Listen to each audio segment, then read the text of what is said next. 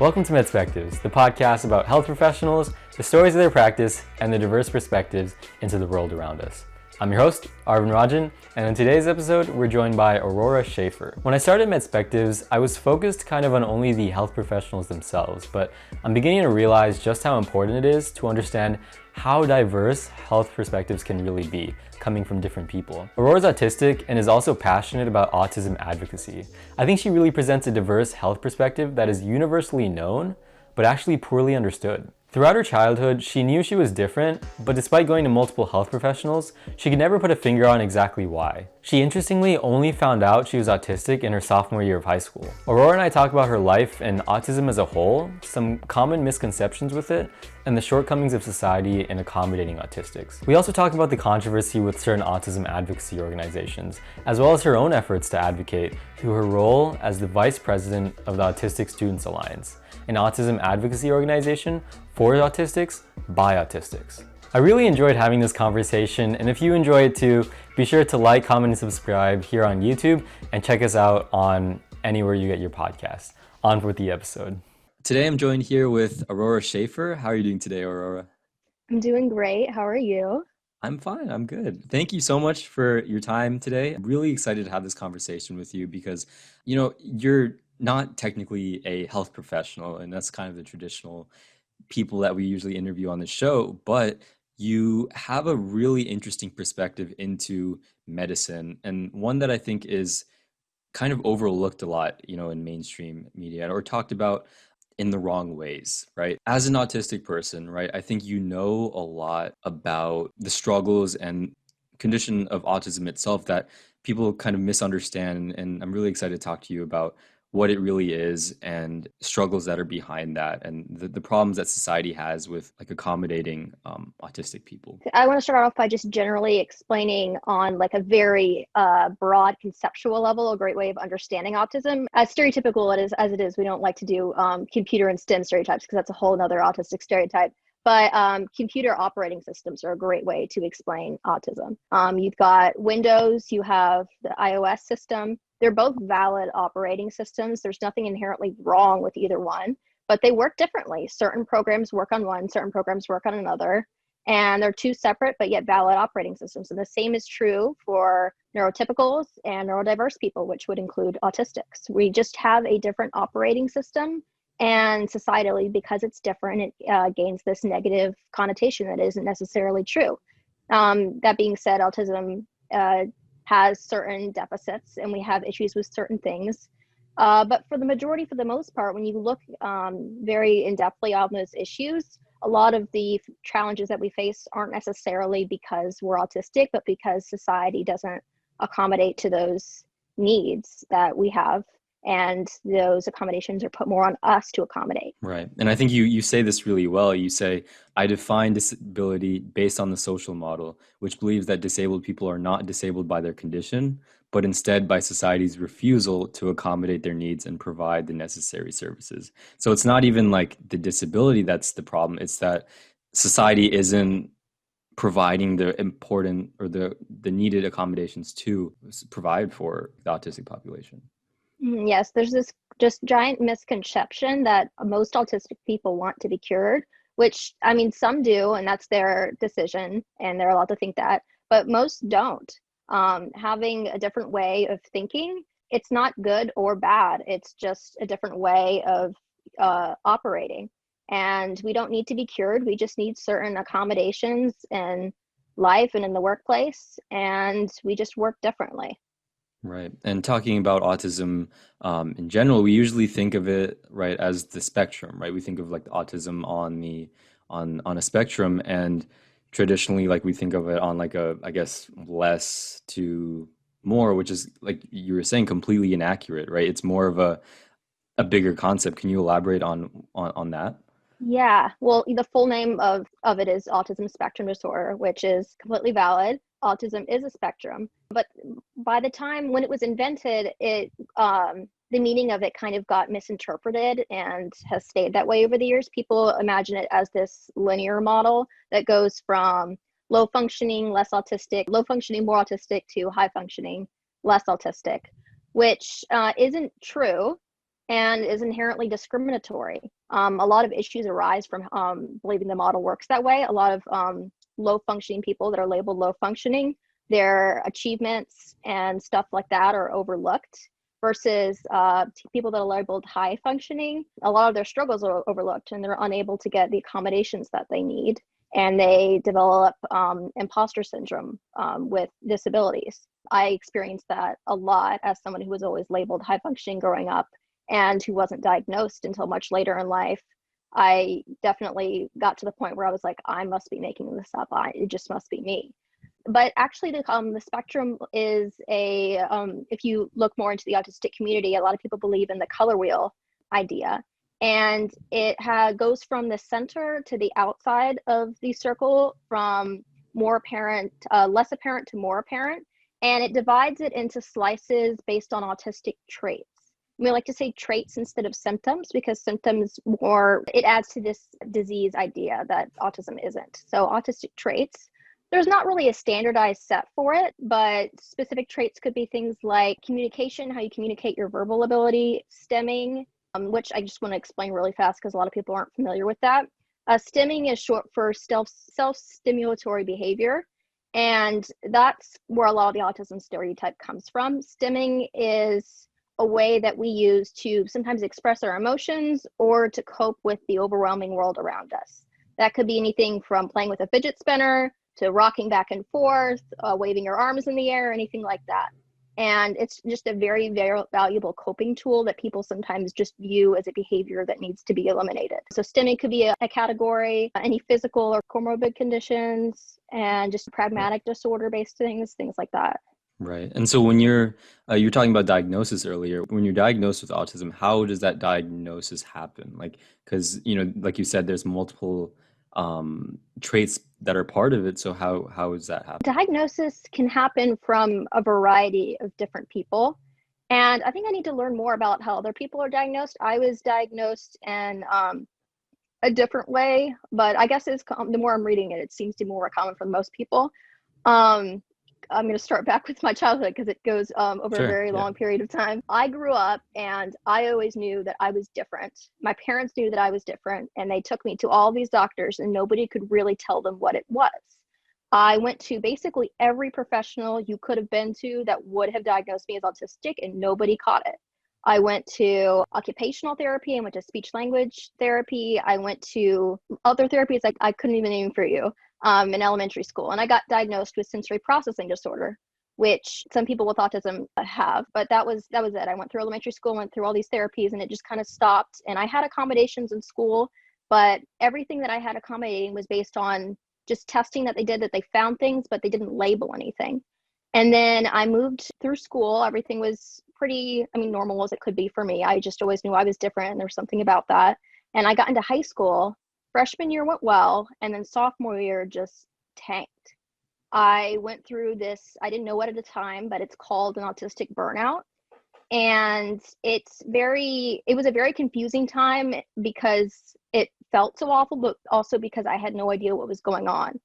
It's this period of time that you experience from masking for a long period of time and just general exhaustion from living in a world that's not meant for me.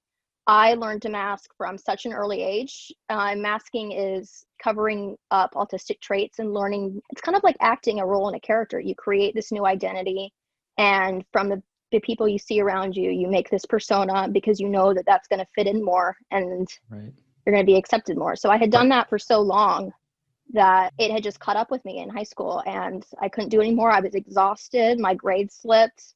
It felt and appeared from the outside like depression, but I knew that I wasn't depressed. I didn't feel depressed. Right. And So you were masking, like you were doing all these behaviors from a young age and you didn't even know like what it was called, or you didn't even know. No. It just was kind of something that you just did to cope. And until your sophomore year of high school, you just kind of dealt with it by yourself. And then all of a sudden, like it finally, I guess, kind of hit, right? Yeah, and that happens with a lot of people because I masked before I even knew what masking was. I just knew I was different. And from what I had seen, I had internalized that and knew it was bad and decided to cover up, which I know now isn't something that I need to do. But when you're a young child growing up and you just want to make friends and fit in, that's just what you do. And yeah, so in high school, I went through this major autistic burnout. I knew something was wrong. Mental health is very destigmatized in my family. It's something we talk about a lot. So I told my parents, I was like, this isn't going well. Something is wrong. I need to go see a therapist. And I went through talk therapy. And then we realized I had a lot of social anxiety issues. So I moved into a CBT therapy. And I eventually went to go see a psychiatrist. And the psychiatrist, where everything just turned around when I met with the psychiatrist. Within like the first meeting of seeing me, she was like, "You're autistic." And it was just a life-changing experience for me. It's one of the biggest, most important memories of my life. It was just this magical moment of, as weird as it sounds, when I got diagnosed, I was like, I'm finally normal. Like Right. there's this whole community of people that is just like me. Everything I experience, there's a reason for experiencing it. Everything's fine now. I had the language to communicate my needs. That was a huge issue before. If I had all of these needs, but I didn't feel justified in asking for help because I didn't have a diagnosis. And now I have all the words to communicate that. That's amazing. Like that all your life, like what, usually like 16 years about Yeah. you went without knowing that. And then finally you're like, finally, now I know I was right all this time. I knew, that I was different and now I can finally like feel that way. That realization for you, was it like what was your getting back to yourself? Like you said, you were really burnt out your sophomore year, and then you had this experience and you kind of felt finally like, you knew yourself a little better. So how was the process after that? Well, after that, I ended up switching schools. I went to a full-time online school. And I got a lot of pushback from my therapist about it because, therapists want to keep you in traditional school settings and develop that. But I think it was just honestly the best decision for me. It wasn't a year off, obviously, because I still did sports full time. I still did school online, but it was a year off of the external stimuli that are just so not accommodating to autistic students in the public school system. And I spent that year doing school on my own schedule in my home and going to therapy and just really working on what I needed and figuring out the best coping mechanisms for me. And so a lot of that was just reading up on just connecting with the autistic community and learning the lingo and the language of how things are really helped me. Because before, a lot of the exhaustion and issues I would run into would be because I was told that, I just got the impression that there wasn't anything wrong with me and I felt like I was making it up and I just need to try harder. That was my attitude my whole life. It was just, you just need to try harder. And Right. I learned that that's just not reasonable. I need to work the way I work, and that's it. Like there isn't any, you don't need to push yourself. It's only going to exacerbate any issues you have.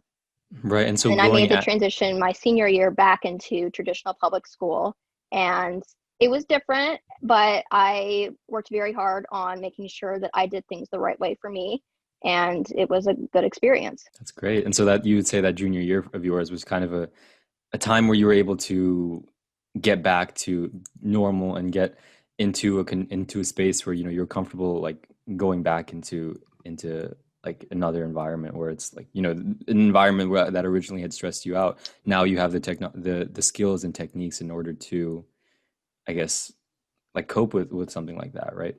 Yeah, yeah. When you go through an autistic burnout, and a lot of people have it, like in their 30s or professionally, it's interesting because it's not something you can work through. Like it's very commonly agreed upon that when you go through an autistic burnout, like you're just exhausted. Like there's nothing you can do. You just need to wait it out. And that's kind of what I did with my junior year.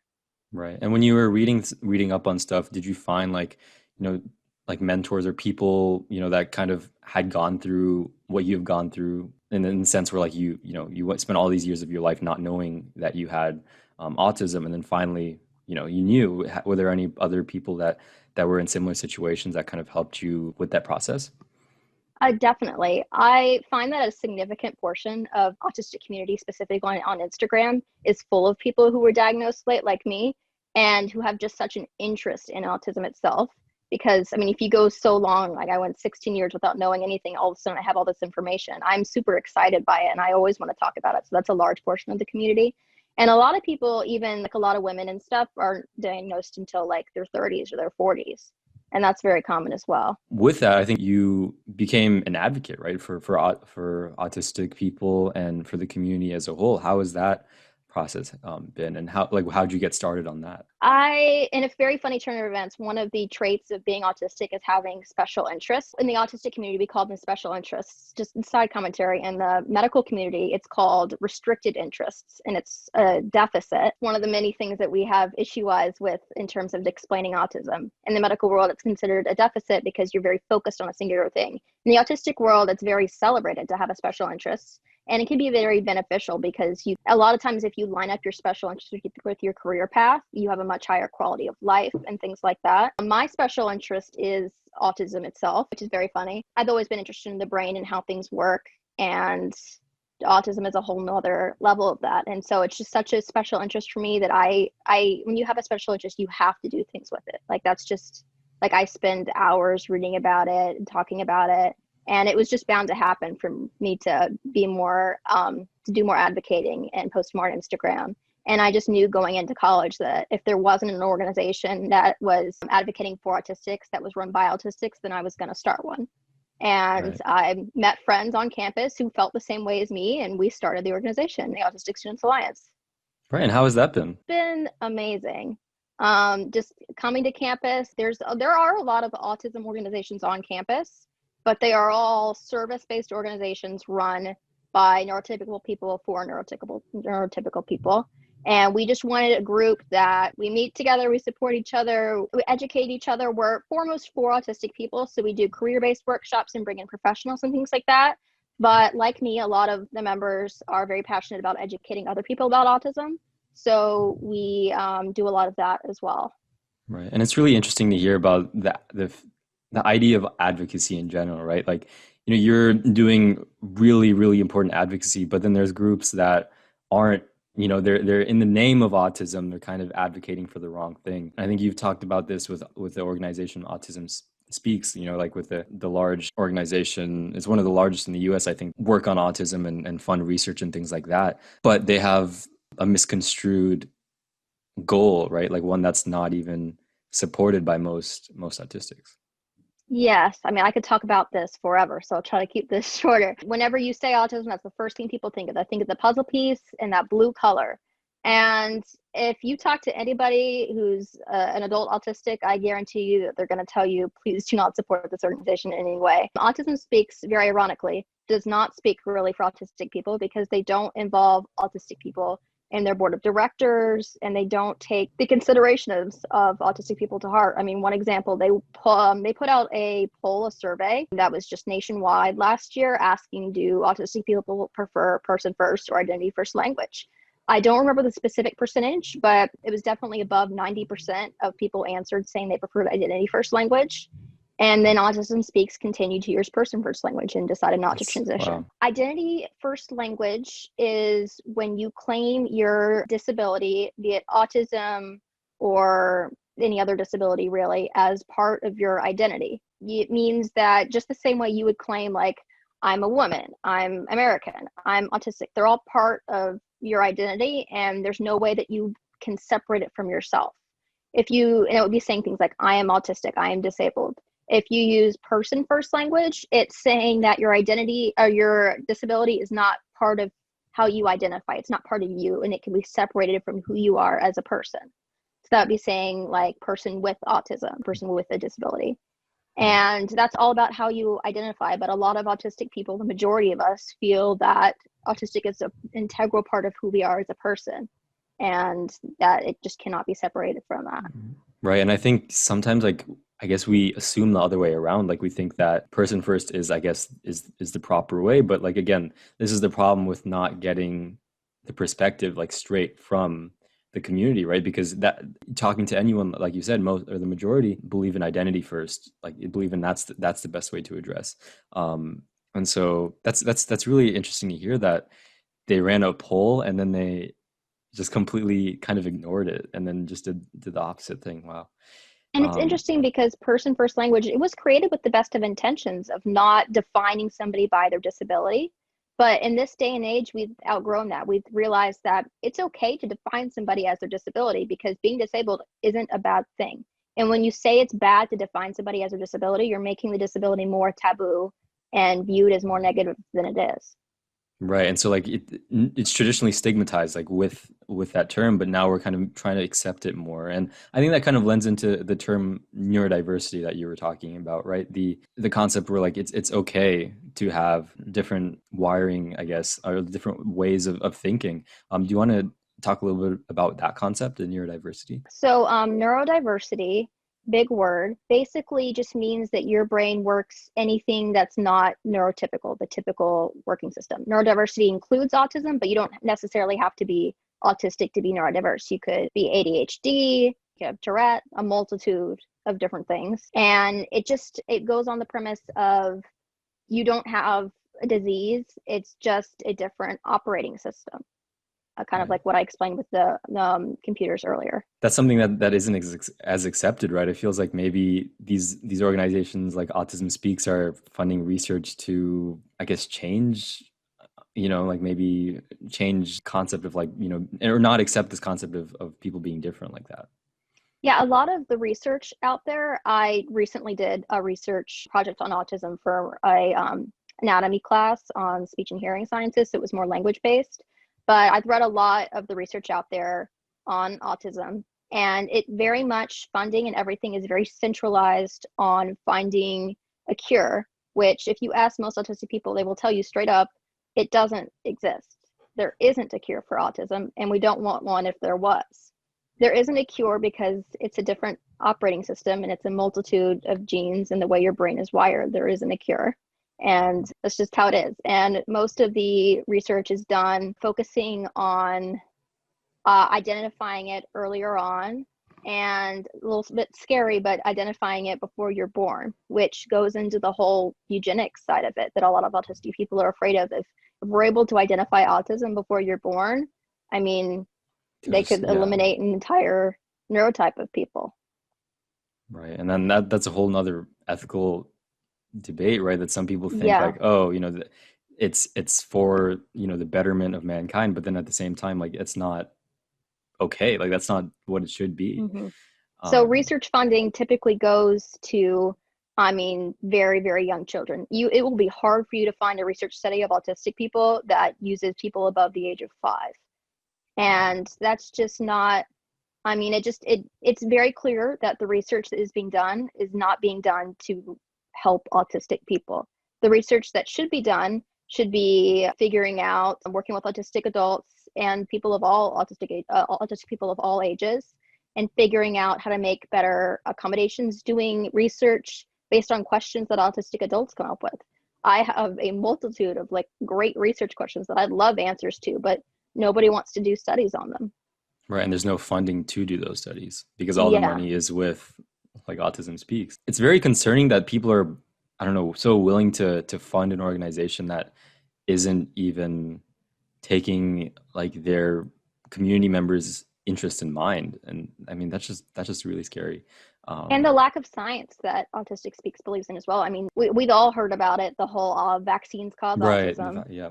I mean, the paper that came out with it was disproved almost immediately, and yet people Right. still talked about it. Autism Speaks didn't formally announce that vaccines didn't cause autism until I believe the late 2000s. And they Right. didn't take I believe 2016 might even be the nearest that it was. And they didn't take the idea of, they didn't take cure out of their kind of mission statement until 2016 as well. Wow. That was like 4 years ago. Oh my Yeah. gosh. Wow. With autism, right? When you first, are diagnosed with it, what kind of therapies or things do you go through in order to become like, I guess, able to deal with, the burnout that you're talking about and conditions like that more effectively? Like what kind of things do therapies really target in order for you to be better at that? Well, I want to back up a little bit in terms of explaining. I mean, everybody explains autism differently, but for me, it falls into two separate categories. There's the sensory category and then the communication category, and sometimes they overlap. So, sensory wise, basically, when you are autistic, you're living in a world where you perceive everything to one or another extreme. From the second you walk into a room, I can describe, like, you'll walk in, I immediately notice, oh my God, there's people around me. I can see all the people. I can see what color everyone's wearing. I can hear the lights above me. I can see the lights above me glaring down. I can smell something in the next room. I can hear all of this. It's a very overwhelming feeling. Everything is just always going at once. And it's very difficult to learn how to tune any of it out. There are going into the therapy side of things for sensory stuff specifically is a whole issue of our brains are wired to take in sensory stimuli this way. And it's a question of, can we really unwire it? And that becomes a whole nother debate of a lot of therapy like ABA, which is applied behavioral analysis, is the main autism labeled therapy, but it is not supported by most autistic adults because of the way it approaches treating autism. It treats autism like a behavioral condition when really it's a difference in wiring. Because what happens is with all of this overwhelming sensory stimuli, if you're a kid growing up and you feel all of this, you're gonna feel overwhelmed, scared, and terrified, and you're probably gonna act out and like have a meltdown, freak out, start crying, wave your arms all around, try to stim to deal with the sensory stimuli around you. And that's all that people see when you go to see a doctor. They don't see how your brain interprets everything. They just see this kid that looks like he's going crazy. And it's hard for parents to deal with that in public. And the main goal is we need to make the kid not act this way, not And kind of dealing with the conform to internal. society. Yeah, so ABA deals with, okay, we need the kid to stop stimming.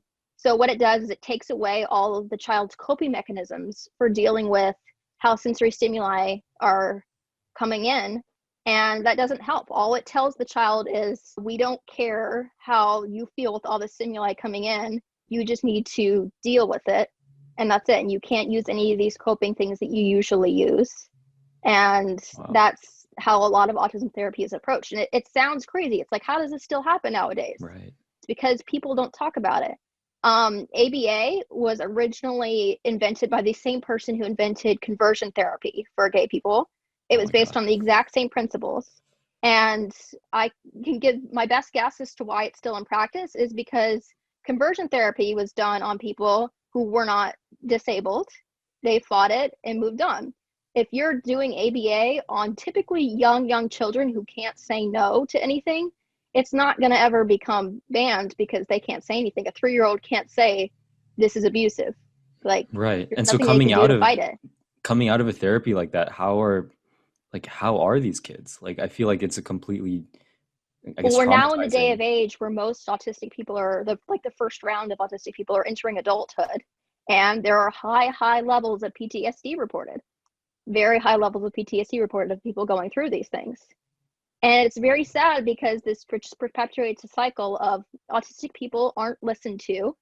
The parents of newly diagnosed autistic kids don't get to hear those autistic adult voices saying, this is what I went through, this is what I would advise. When you're a parent and you just had an autistic child diagnosed, you're like rushed forward with all these recommendations from doctors saying you need to get your kid into ABA now. It's the only designated autism therapy, and they don't know any better. They're doing the best they can. So then you start to question, like, what should I do instead? A lot of people online ask, like, if you don't support ABA, my child still needs some kind of support. What do I do? Occupational therapy is the route you go. And I went through occupational therapy. My mom and I often talk about how I wasn't diagnosed, and she talks about how she feels guilty sometimes about not knowing and not figuring out. And I tell her, there's nothing you could have done. You took me everywhere you could have done. And you even took me to the right therapy I would have gotten even if I was diagnosed. So that's another great side. Occupational therapy differs from applied behavioral analysis because it's based on client-centered therapy.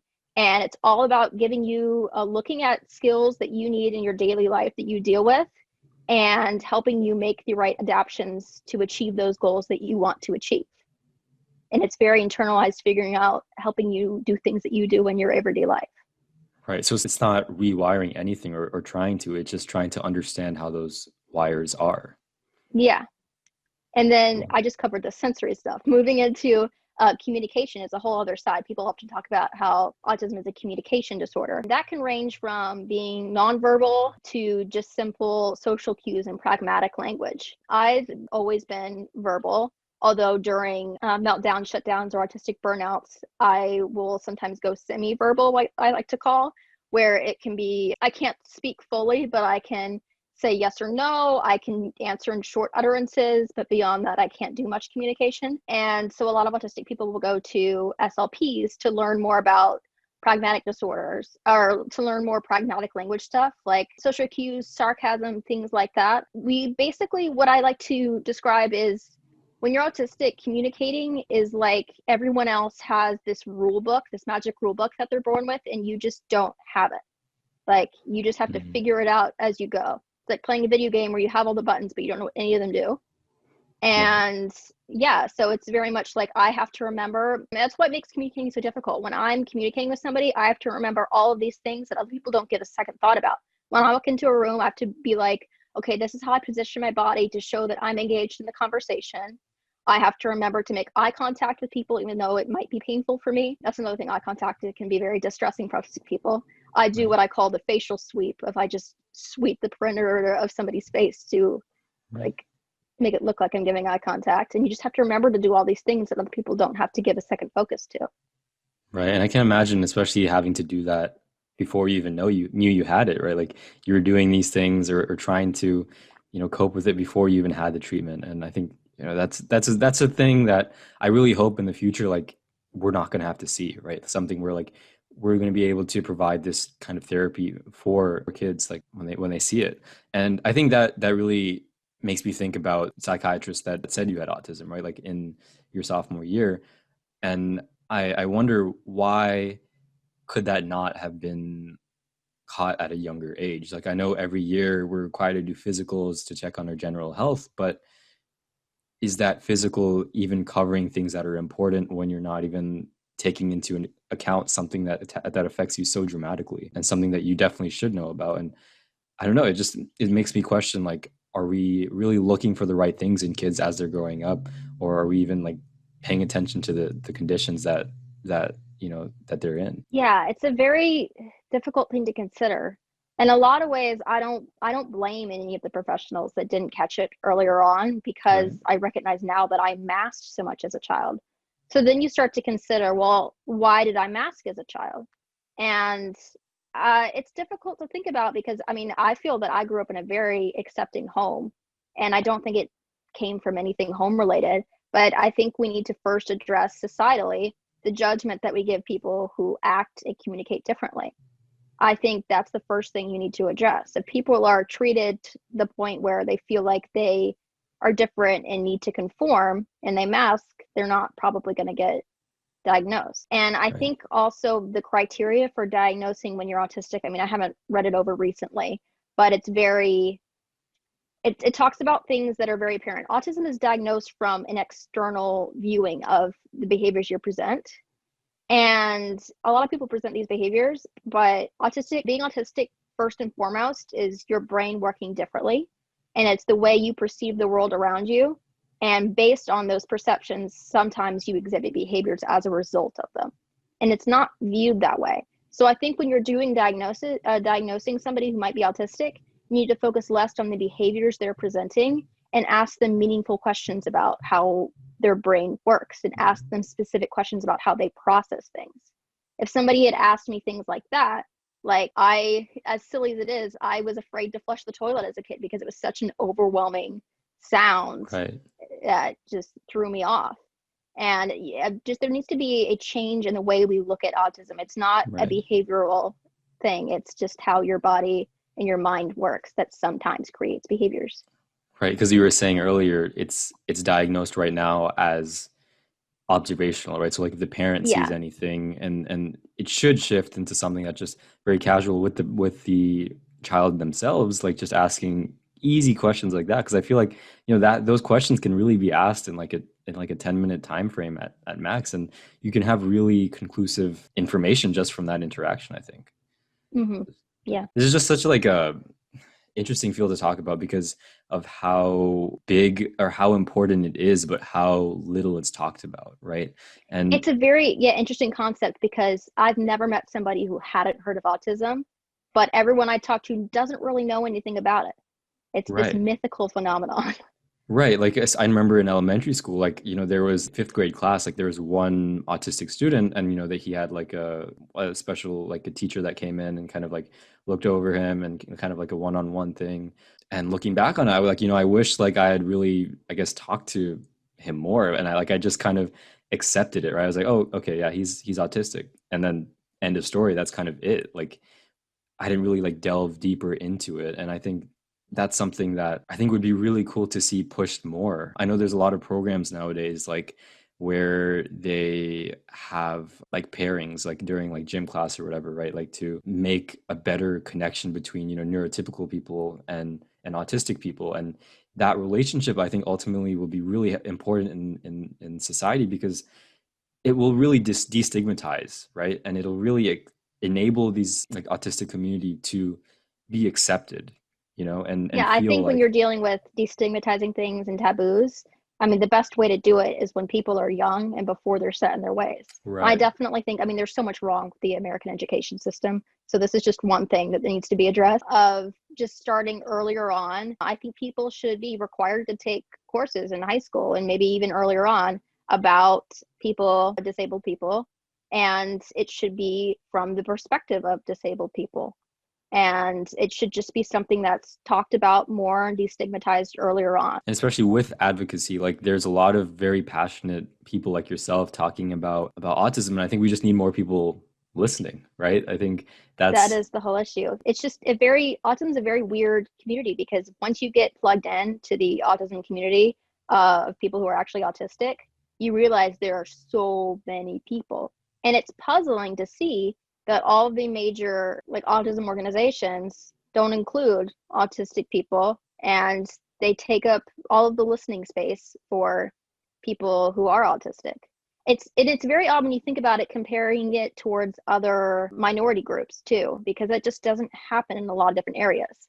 Like, how would we feel if the NAACP was run by a group of white people who said they had black friends? it Everyone doesn't, would be yeah. like, that's nuts. But somehow when it's autistic people, it's okay. People need to remember that disabled people are their own form of minority. It's not this weird separate category where they can't speak for themselves. They can't. And even if you're not verbal, most people have AAC devices and have other means of communication. And it's this idea of people with communication disorders can't communicate for themselves, and it's not true. Right. And it's weird because like big corporations might support Autism Speaks because they feel like it's like a philanthropical venture, right? They're like, oh, we're supporting, autistic people by supporting Autism Speaks. And they can make a big deal about it. And I think you talked about Nickelodeon doing this, and then the whole shebang where did they apologize? Did they end up apologizing for that? No, no. What ended up happening with Nickelodeon, anybody who wasn't following it, and most people weren't following it because autistic people raised a huge big deal about it, and still we couldn't get any attention for it. What happened was Nickelodeon partnered with Autism Speak. A lot of autistic people enjoy Nickelodeon for some reason. That's just the thing in the community. We all like, a lot of us like cartoons and things like that. And so they were very upset by it. And there was a lot of comments on the Instagram post. Nickelodeon ended up taking the post down and canceling the whole partnership with Autism Speaks because there was so much negative attention. But they didn't say anything. There was no comment made. There was no apology, nothing like that. Nobody really cared because it was a small community complaining. But what actually ended up happening, which was even more interesting, was we actually, the autistic community got in contact with Nickelodeon UK. And Nickelodeon UK was very receptive to us, and their executives reached over to talk to Nickelodeon US. We had minor influencers reach over. We had smaller news organizations reach over, and nothing happened. They just didn't care. What? Wow. I thought you were about to tell me that they like, they listened, No, but wow. they just didn't care. And that's the reality of it. Until more voices, until more people listen to what the autistic community has to say, until we get more attention, none of the bigger corporations are going to care.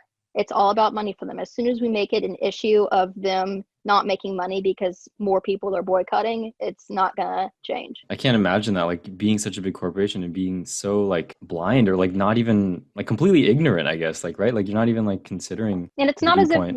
we know we were heard because they deleted everything Right. because of the Yeah. bad press, but just to not be acknowledged an entire community. I think we'll take a little step back and talk about your life and how it was, growing up and things, are there any particular, I guess, anecdotes and stories? We love asking on Medspectives about Yeah. like, stories and anecdotes that you've had in your life, because I think it really drives home whatever you're trying to talk about. Because once we were able to make that connection, like of seeing it in real life, I guess like that's the ultimate connection. Was there anything you had growing up or any experiences that particularly stood out to you being autistic but not being diagnosed yet and not knowing that you were autistic? I think most of it because I was always very focused on school growing up. School was my main priority. I'd always loved learning.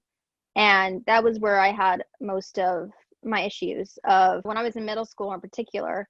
Although I wasn't diagnosed, I had taken a lot of psychoeducational tests that had determined that I had a need for extra time and I needed extra help with certain things. And the evidence was there in the test. There just wasn't any formal wording for it. So I was awarded a 504 plan. I moved through middle school with that. But what would happen was because I had all these accommodations and I was very interested in learning, I would get straight A's constantly. And in middle school, it became an issue. I would end up being called into the principal's office with my mom, and she would tell me she's getting straight A's. She does not need the accommodations. We need to take them all away. And just being like, I don't know, the idea that if a disabled person is making straight A's and succeeding, it means we need to take away their entire support system.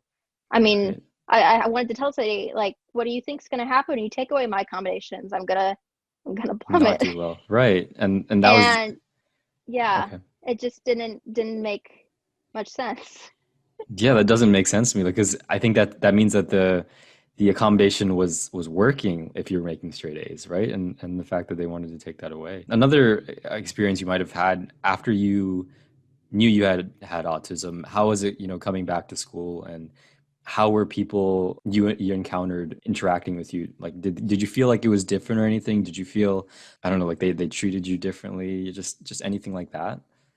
What's interesting about autism is, in a way, I mean, the autistic community and the LGBTQIA plus communities are very intertwined because a lot of autistic people have the option to come out as autistic and that kind of thing. I had that option. I was diagnosed. I wasn't obligated to tell anybody. Nobody looked at me different because nobody knew outside of very like over time as I got to know people and made new friends. Because I also, after I was diagnosed, went to a new school where I didn't know anybody. Mhm.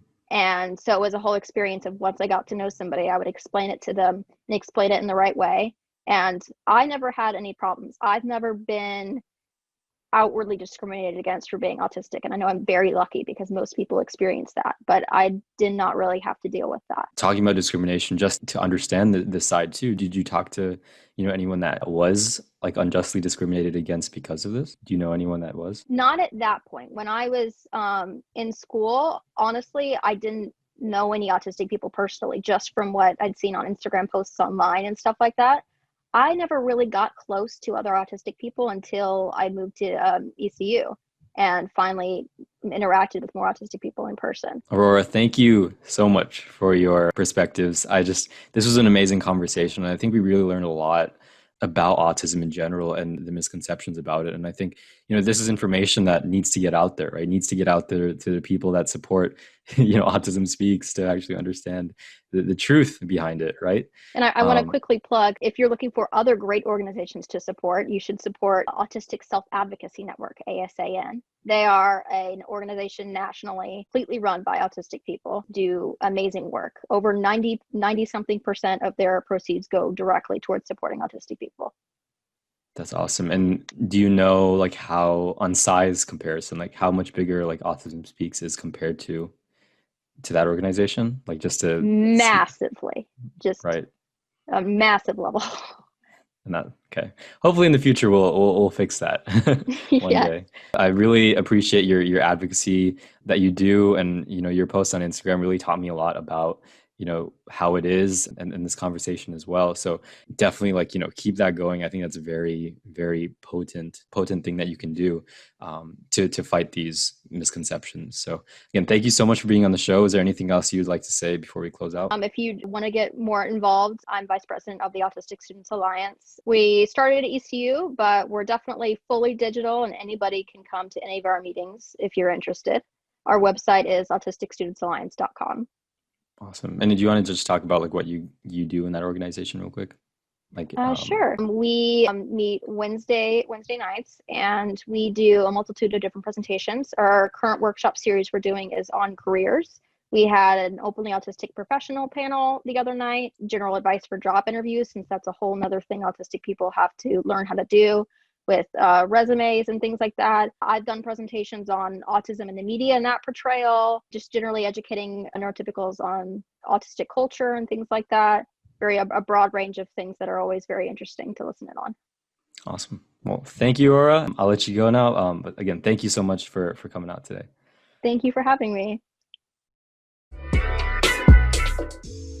I hope you enjoyed listening to our conversation, and thank you so much for listening.